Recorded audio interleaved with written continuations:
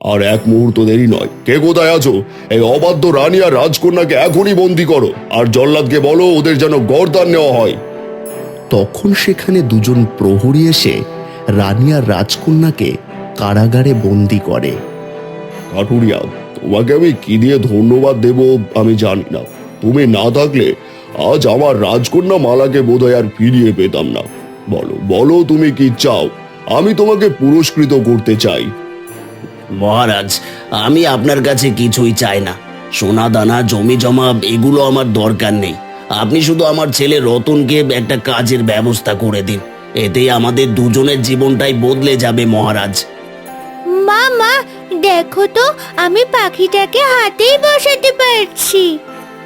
বাবা বাবা, আমাকে দেখো, আমি আজ খুব ভালো দৌড়াতে পারছি। তুমি জানো মালা, 10 বছর আগেও ভাবিনি আমি এমন সুখ পাবো। এই রাজ্যের ভবিষ্যৎ তোর হাতেই মা। তুই হবি আমাদের গর্ব, আমাদের আলো।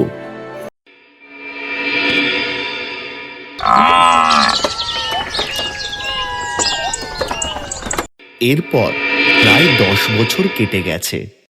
শ্যামাও ধীরে ধীরে বড় হয়ে উঠেছে। এখন সে প্রাণবন্ত এক তরুণী।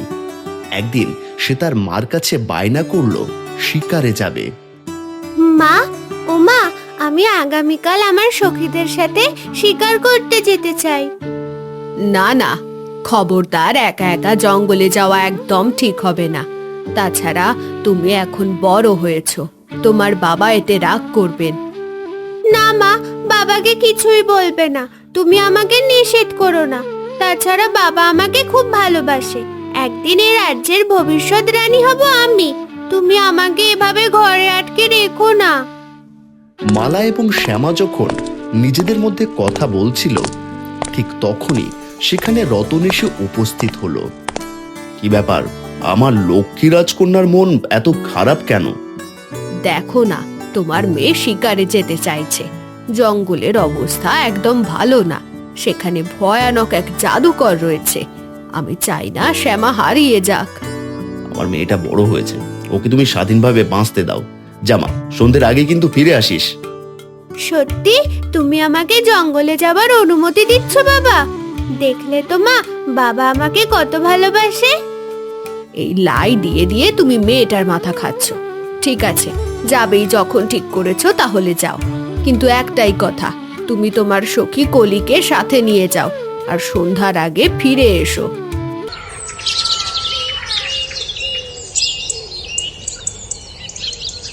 এরপর মালা তার সখী কলিকে নিয়ে জঙ্গলের উদ্দেশ্যে রওনা দিল।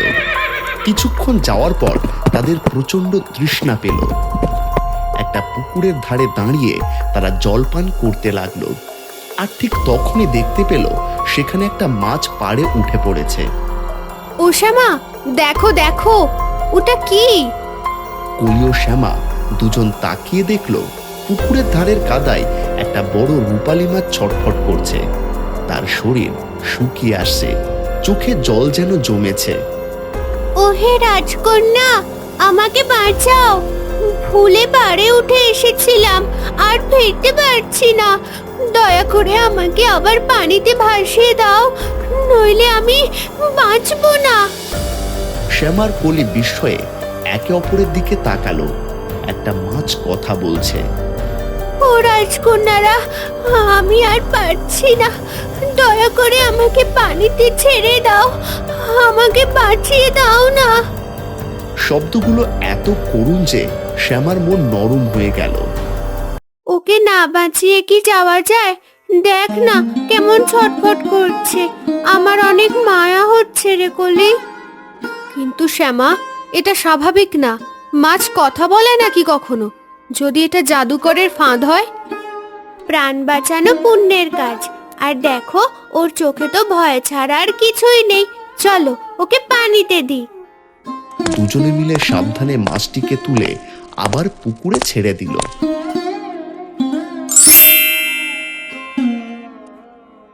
মাছটা পানিতে পড়তেই কয়েক সেকেন্ড চুপচাপ রইল। তারপর ধীরে ধীরে লেজ নাড়ল, যেন প্রাণ ফিরে পেল। তোমরা আমাকে জীবন দান করলে।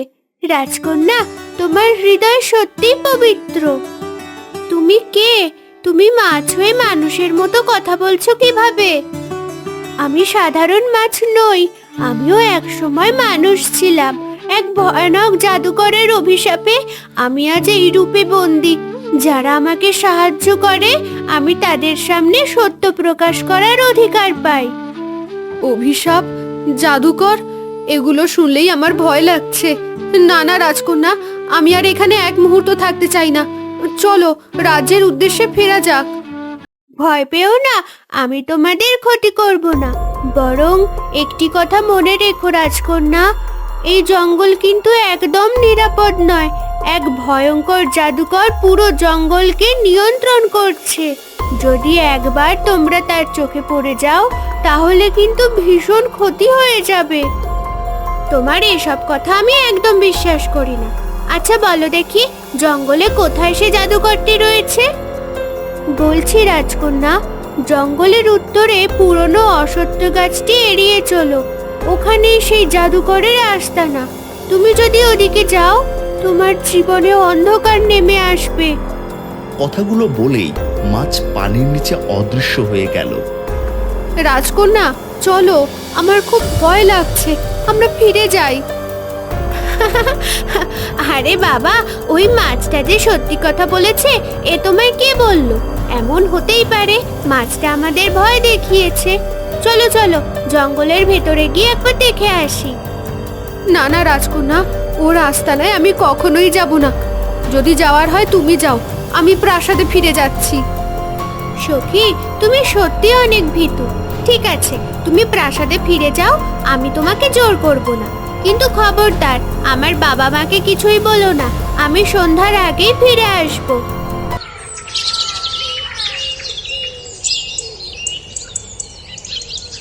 এরপর রাজকন্যা ধীরে ধীরে হাঁটতে হাঁটতে গাছের কাছে গেল এবং দেখতে পেল অদ্ভুত সুন্দর একটা প্রাসাদ। আরে বাহ, কি চমৎকার প্রাসাদ! এত সুন্দর প্রাসাদ আমি কখনোই দেখিনি। প্রাসাদ দেখে মনে হচ্ছে এখানে কোনো মহারাজ থাকে। আমি বরং ভিতরে গিয়ে একবার দেখে আসি। শ্যামা সামনের দিকে এগিয়ে যেতে লাগলো। আরে বাহ, কি অদ্ভুত জায়গা রে বাবা! ভিতরে যে কি সুন্দর! এটা তো যেন কোনো স্বপ্নের প্রাসাদ।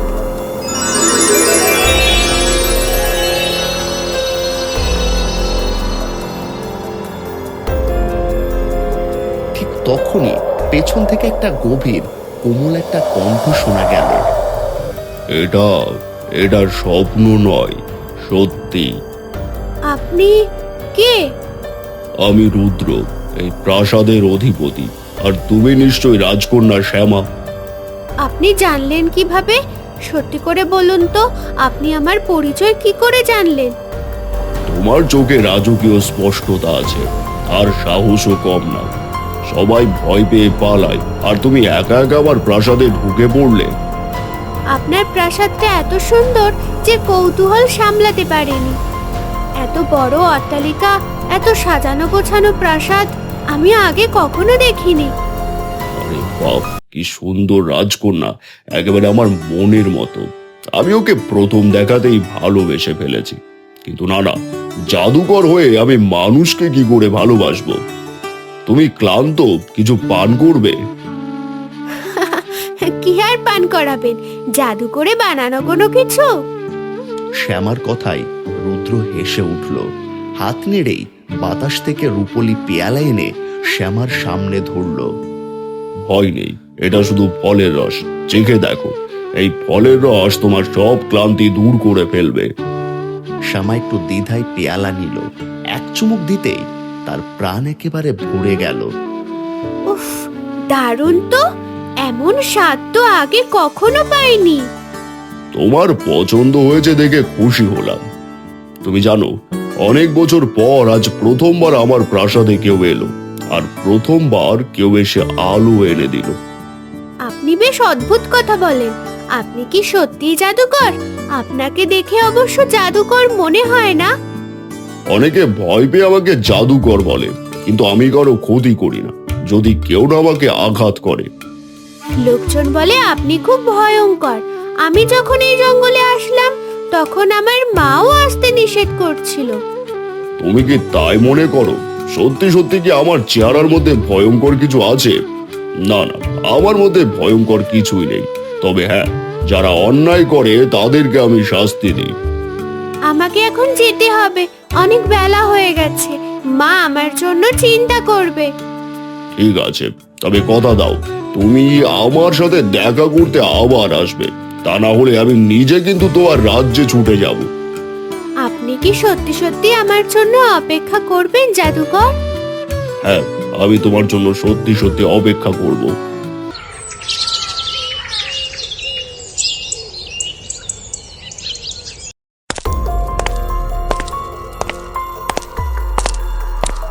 শ্যামা খুব খুশি মনে বাড়ি ফিরে এলো। বাড়িতে ফিরেই তার ওই জাদুকরের কথা বারবার মনে হচ্ছিল। এক অদ্ভুত মায়ায় সে জাদুকরকে ভালোবেসে ফেলেছিল।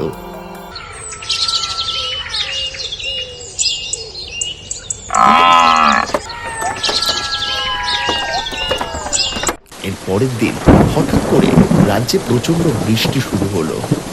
কয়েকদিন পার হয়ে যাওয়ার পরও সেই বৃষ্টি কিছুতেই থামছিল না।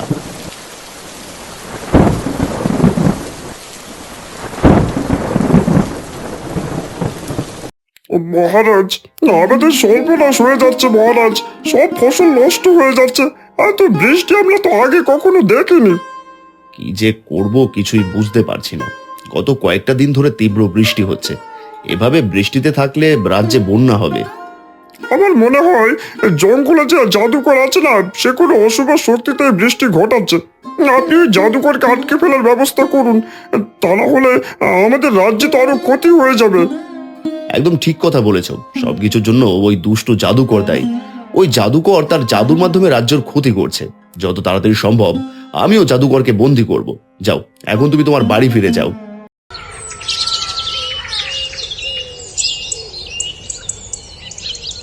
তীব্র বৃষ্টিপাত হওয়ার কারণে রাজকন্যা কিছুতেই জাদুকরের সাথে দেখা করতে পারছিল না। সে মন খারাপ করে বারান্দায় দাঁড়িয়েছিল। কি মা, কি হয়েছে তোর? সেদিন জঙ্গল থেকে ফেরার পর দেখছি তুই মন খারাপ করে বসে থাকিস, ঠিক মতো খাওয়া দাওয়া করছিস না। কই না তো, আমার তো কিছু হয়নি মা, আমি একদম ঠিক আছি। মায়ের চোখ কখনোই ফাঁকি দিতে পারবি না। তুই যে বয়সটা পার করেছিস সেটা কিন্তু আমিও পার করেছি। এখন বল দেখি, আমার মেয়ের মনটা কে চুরি করলো? কি যে বলো মা? না না, আমার মন কেউ চুরি করেনি। তবে হ্যাঁ, আমি একজনকে ভালোবেসে ফেলেছি। সেটাই তো বলছি, তোর চোখ দেখেই বোঝা যাচ্ছে তুই কারো না কারো প্রেমে পড়েছিস। এবার বল, কে সে ভাগ্যবান ব্যক্তি, আর কোন রাজ্যের রাজকুমার সে? মা, আমি যাকে ভালোবেসেছি সে কোনো রাজকুমার নয়। আমি জানি তোমরা কখনোই তাকে মেনে নেবে না।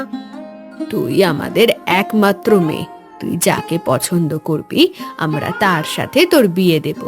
আর দেরি করিস না, এবার বলে ফেল। মা, জঙ্গলে গিয়ে আমি জাদুকরের প্রেমে পড়েছি। যার ভয়ে তোমরা সবাই আতঙ্কিত হয়ে আছো, তাকে আমি ভালোবেসে ফেলেছি। কি বলছিস তুই? না না, এটা কখনোই হতে পারে না। তুই দেখতে পাচ্ছিস না আমাদের রাজ্যে বর্ষায় কি পরিমাণ ক্ষতি হচ্ছে? এর কারণ হচ্ছে সেই জাদুকর। তোমরা ওকে ভুল বুঝছো। জাদুকর খুব ভালো মনের মানুষ, ও এমনটা কিছুই করেনি। জাদুকরের সাথে কখনো মানুষের ভালোবাসা হয় না। তুই পারলে ওকে ভুলে যা। আর তোর বাবা যদি জানতে পারে তাহলে খুব রাগ করবে। মালা রাজকন্যার সাথে কথা শেষ করে রাজ্যের ভেতরে চলে গেল। আর এদিকে শ্যামা খুব কাঁদতে লাগলো। জানি না তুমি আমাকে কি জাদু করেছো। তোমাকে এখনো দেখার জন্য আমার মনটা একেবারে উতলা হয়ে আছে, কিন্তু এই প্রচন্ড বৃষ্টিতে আমি কিছুতেই যেতে পারছি না। হে বৃষ্টি, তুমি থেমে যাও। আমি আমার জাদুকরকে কাছে পেতে চাই। মালা যখনই আকাশের দিকে তাকিয়ে বৃষ্টি থেমে যেতে বলল, সাথে সাথে বৃষ্টি থেমে গেল। আর মালা প্রচন্ড অবাক হয়ে গেল। এ কি অদ্ভুত কাণ্ড! আমি যখনই বললাম বৃষ্টি থেমে যেতে, সাথে সাথেই বৃষ্টি থেমে গেছে। আমি তো আমার দু চোখে বিশ্বাস করতে পারছি না। যাই, বাবার সাথে একবার দেখা করে আসি। এদিকে রাজার রানী বারান্দায় দাঁড়িয়ে অবাক হয়ে লক্ষ্য করলো আকাশের বৃষ্টি থেমে গেছে। মালা, একবার আকাশের দিকে তাকিয়ে দেখো, সব বৃষ্টি থেমে গেছে। আমাদের আর কোনো সমস্যা নেই। এবার রাজ্যের ফসলগুলো আর নষ্ট হবে না। কিন্তু এটা কি করে সম্ভব? বড় বড় জ্যোতিষীরাও তো বলেছিল এই বৃষ্টি কখনোই থামবে না। তাহলে এই বৃষ্টি কি করে থেমে গেল?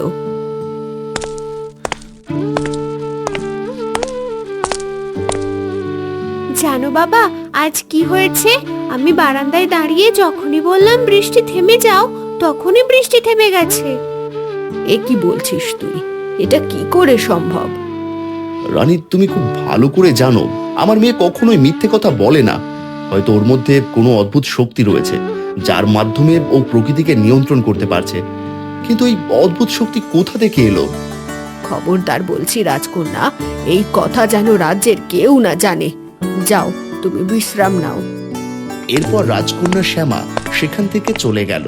সে তখনও জানতো না জাদুকরের শক্তির একটা অংশ তার মধ্যে রয়েছে, কিন্তু জাদুকর তার শক্তির একটা অংশ কেন তাকে দিয়েছিল। এবার কি হবে?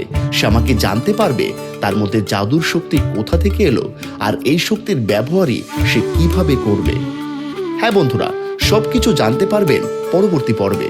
ততক্ষণ বন্ধুরা সুস্থ থাকুন, ভালো থাকুন। ধন্যবাদ।